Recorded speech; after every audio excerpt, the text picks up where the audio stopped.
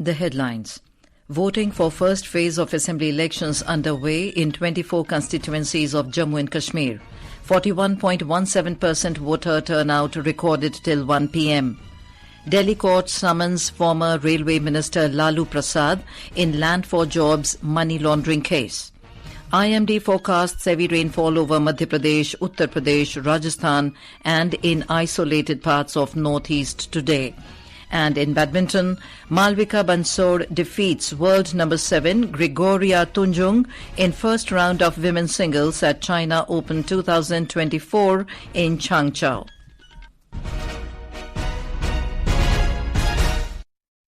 And now the news in detail. In Jammu and Kashmir, voting for the first phase of assembly elections is underway at 24 constituencies in 7 districts today. 41.17% voter turnout was recorded till 1 p.m. The voting began at 7 in the morning amid tight security arrangements. Now we go over live to our Jammu correspondent, Gulshan Rana, for the latest update. Gulshan, what has the polling been like so far? As far as the polling for the first phase of assembly election in J&K is concerned, till 1 p.m. 41.17% voting percentage has been recorded across 24 assembly constituencies of the Union Territory. If we talk about Kashmir Valley, Pahalgam assembly constituency has recorded highest voter turnout till 1 p.m. It has recorded 47.68%, followed by Dihachpura assembly constituency at 43.66%, and Doru assembly constituency at 41.30%. If we talk about 8 assembly constituencies of Jammu division, where voting is being held, voting in Jammu division is being held at Kishtwar, Doda and Ramban districts. Interval constituency of Kishtwar district has recorded highest voter turnout till 1 p.m. Interval has recorded 61.1% voting turnover, whereas Kishtwar assembly constituency has recorded 55.36%. Padar has recorded 56.48%. The voting is being held across 24 constituencies spread over 7 districts of the Union Territory, including 3 districts of Jammu region. Thank you, Gulshan, for that update. And now we go over live to our Srinagar correspondent, Sunil Kaul. Sunil, what is the latest you can tell us about the voting taking place there? Due to some engagements, we are not able to connect to Sunil Kaul. While in Jammu and Kashmir, 34 candidates have withdrawn their nominations. 415 candidates remain in the final fray for 40 assembly constituencies in phase 3 of the assembly elections in the state. Yesterday was the last day of the withdrawal of nomination papers for the third and final phase of assembly elections. The polling will be held in the third phase of the J&K assembly elections on 1st of October. President Droupadi Murmu has said that greater participation of women in the field of research and development is not only important for the cultural and economic development of the country, but is also essential for improving the quality of life of women. Ms. Murmu was delivering the 18th convocation address at the Malviya National Institute of Technology, MNIT, Jaipur this afternoon. She said that if women are given equal opportunities, they can achieve greater excellence. She said that it is a matter of happiness to see an increase in the enrollment of girls in the country in recent years. The President said that we have set a goal of making India a developed nation by 2047. She called upon the students that it is their duty to provide leadership towards national development. हमने भारत को 2047 तक एक विकसित राष्ट्र बनाने का लक्ष्य तय किया है। राष्ट्रीय विकास को नेतृत्व प्रदान करना आपका कर्तव्य है। आपको अपने देश को आगे बढ़ाना है। आप अपनी विद्या और दृढ़ संकल्प के बल पर व्यक्तिगत जीवन के साथ-साथ देश के भविष्य को स्वरूप प्रदान करने के लिए आगे बढ़ेंगे। Governor of Rajasthan Hari Bhau Kisan Rao Bagade and Chief Minister Bhajan Lal Sharma also addressed the program. The President awarded gold medals to the students and also virtually inaugurated the new Aravali hostel of the institute.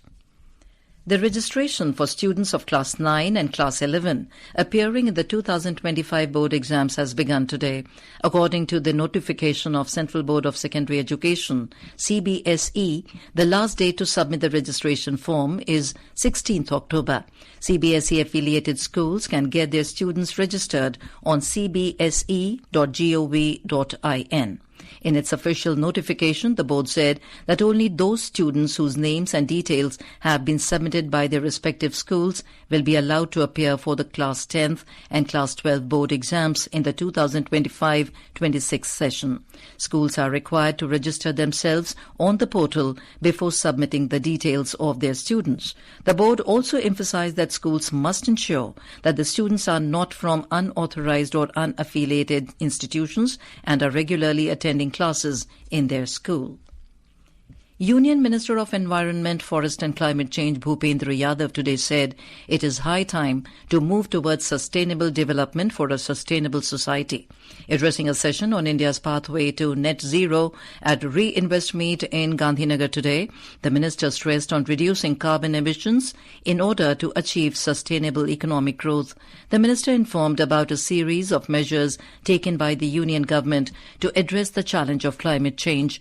He said India is the only country in G20 to achieve the climate target set in Paris, 9 years ahead of the target. G20 में भारत एकमात्र ऐसा देश है जिसने renewable की क्षमता और carbon emission कम करने के अपने लक्ष्यों को दुनिया में 9 साल पहले हासिल किया है। जो 2030 में हासिल करना था वो 2021 में हासिल किया है। और इसलिए ग्लासगो में जो अपने रिवाइज एनडीसी हमने दिए हैं कि हमने 500 गीगावाट के लक्ष्य को हमारी जो 2005 की जीडीपी थी उसके तुलना में 45% कार्बन एमिशन को कम करने के टारगेटेड को भी हमने फिक्स करके आगे बढ़े हैं। The minister also emphasized on promoting low-carbon technologies, strengthening renewable energy and green transportation and rationalization of fossil fuels for future generations. The 3-day Reinvest Global Meet and Expo will conclude today. A Delhi court today issued summons to former Railway Minister Lalu Prasad, his son and former Deputy Chief Minister of Bihar Tejasvi Yadav and others in the Land for Jobs money laundering case. Delhi's Rouse Avenue Court has also summoned his other son Tej Pratap Yadav in this case.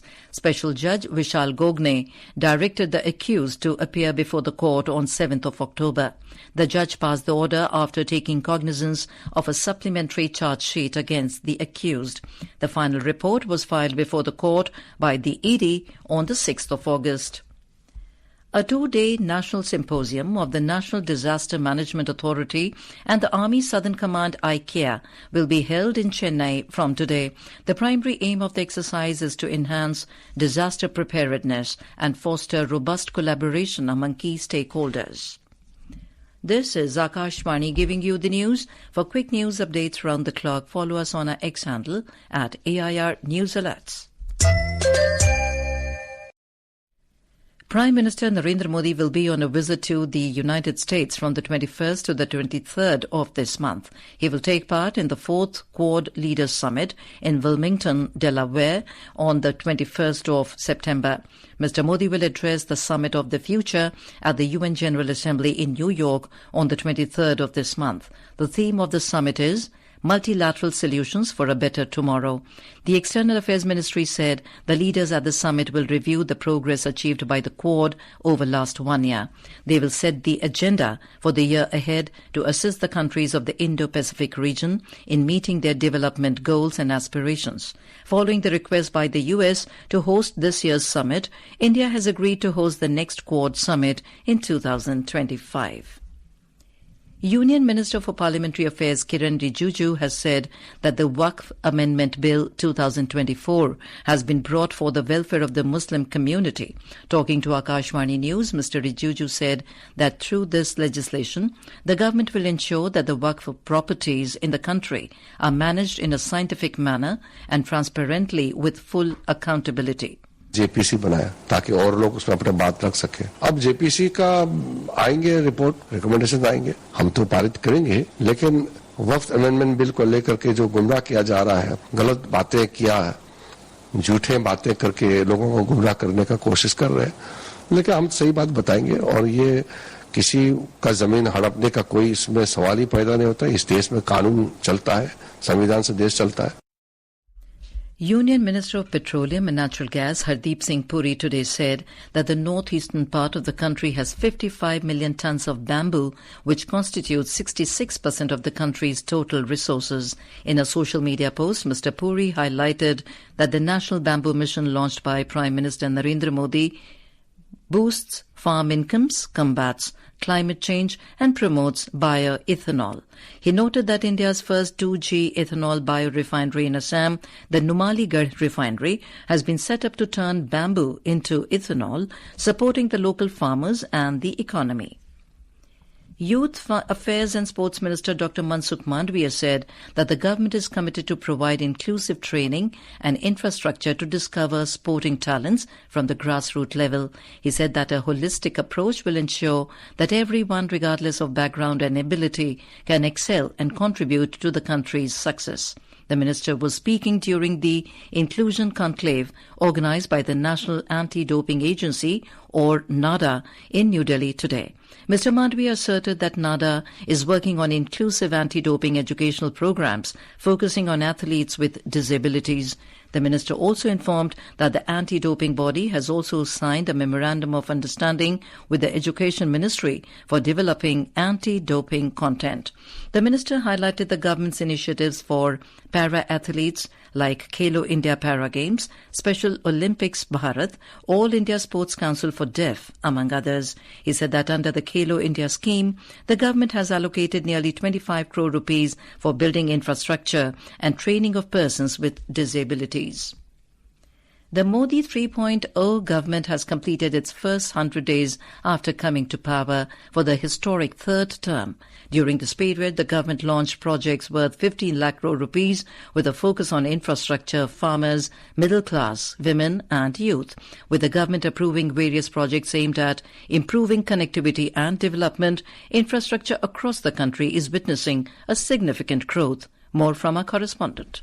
Paving the way to Viksit Bharat, the Modi government has approved projects worth 3 lakh crore rupees in the past 100 days, focusing on enhancing connectivity through improved roads, railways, ports and airways. Among the key initiatives, the government has greenlit 8 national high-speed road corridor projects spanning over 900 kilometers. In a bid to promote high-performance biomanufacturing, the government has introduced the Bio E3 policy, which aims to deliver economic benefits, support environmental sustainability and create jobs. To further India's ambition of becoming a global manufacturing hub, it sanctioned 12 industrial nodes with an investment of 28,600 crore rupees. Small businesses are empowered as the Mudra loan limit has been doubled from 10 lakh to 20 lakh rupees, and a credit guarantee scheme has been implemented to facilitate access to collateral-free loans for essential machinery and equipment. The angel tax has been abolished to ignite innovation